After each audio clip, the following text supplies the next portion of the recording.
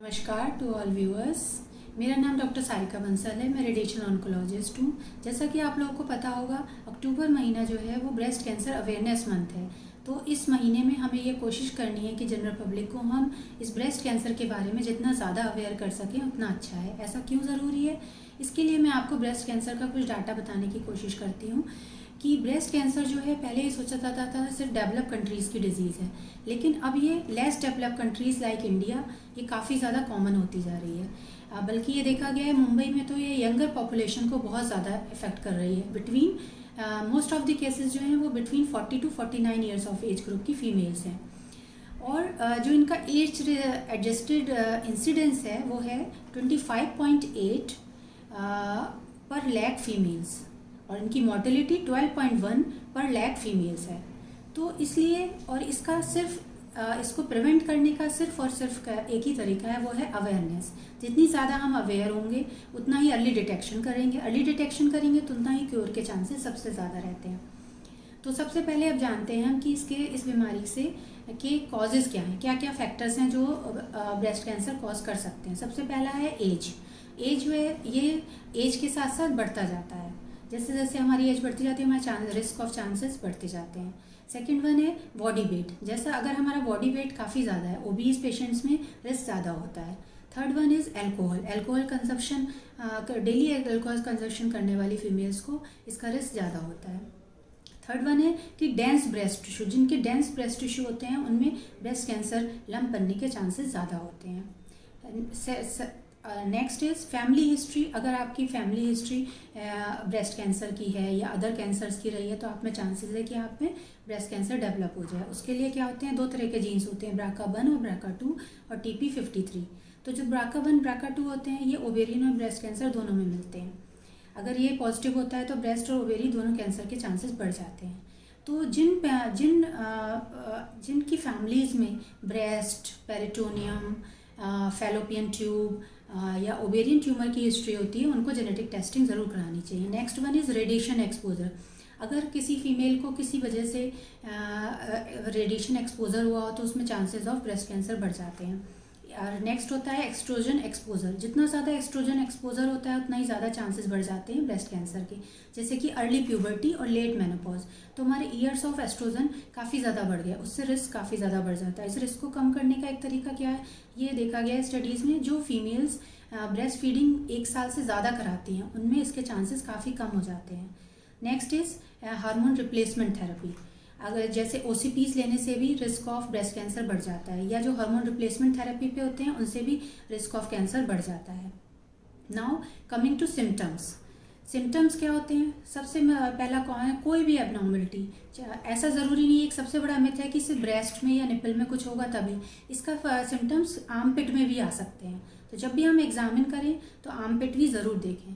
तो इसमें होता है कि अगर आपके निपल में कोई चेंजेस हो रहे हैं, कोई स्केलिंग हो रही हो, कोई स्किन चेंजेस हो रहे हो, कोई डिस्चार्ज हो रहा हो, यूजुअली हमें ब्लड स्टेन डिस्चार्ज मिलता है, या ब्रेस्ट में कहीं थिकनिंग हो रही हो, कोई लम्प फील हो रहा हो, तो हमें तुरंत डॉक्टर्स की सलाह लेनी चाहिए।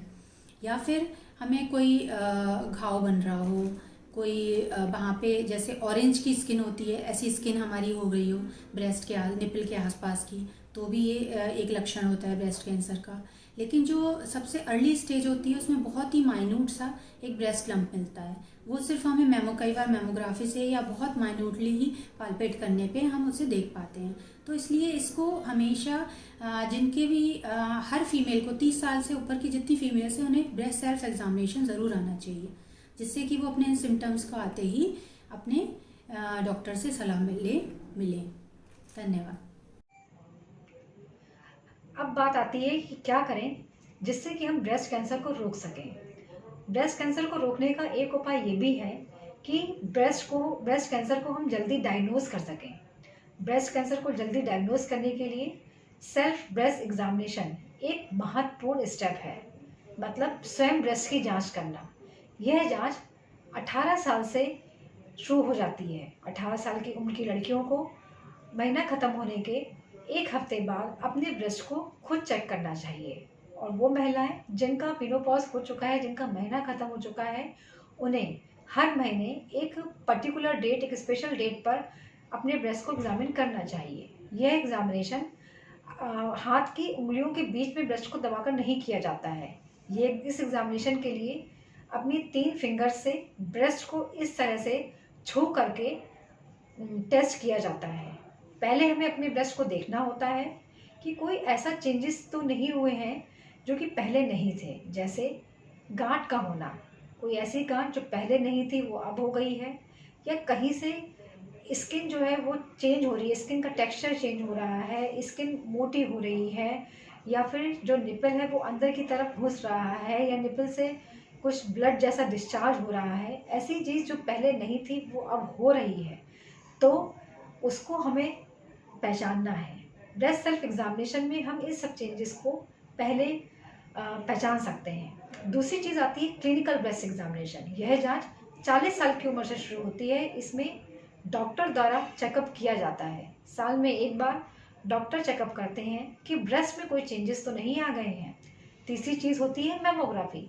मैमोग्राफी एक तरह का एक्सरे होता है जो 40 साल के बाद ही सामान्यतः किया जाता है, जिसमें हम ये देखते हैं कि कुछ ऐसे चेंजेस जो कि ब्रेस्ट में कैंसर होने से पहले आ गए हों, उनको पहचानने की कोशिश की जाती है। ये सब जांचें जो मैमोग्राफी है वो सब जांचें हमें डॉक्टर की सलाह पर ही करानी चाहिए।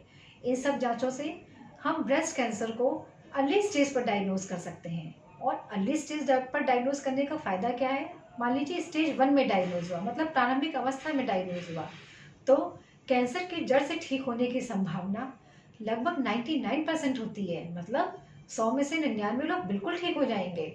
और यही अगर स्टेज 2 में डायग्नोज हुआ तो संभावना थोड़ी कम हो जाती है, लगभग 90 से 99 लोग ठीक हो पाते हैं। और यही अगर स्टेज 3 में डायग्नोज हुआ तो संभावना और भी बहुत ज़्यादा कम हो जाती है, लगभग 7% लोग ही ठीक हो पाते हैं।